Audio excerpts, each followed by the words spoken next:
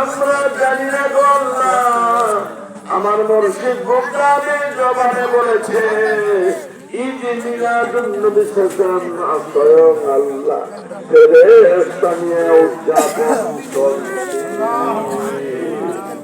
আল্লাহ ওই তোমার ফেরেশতা নিয়ে যে মাহফিল উদযাপন করো, আল্লাহ তুই নিজ তাকে ৭০,০০০ ফেরেশতা নবীজির নূরানি রওজা মুবারকের চতুর্পাশে যারা উত্থাপন করে ওই নবীজির মহব্বতে তাদের সাথে আর তুমি মাওলা নবীজির মহব্বতে আমার বুকটাদের উসিলায় তোমার আরশে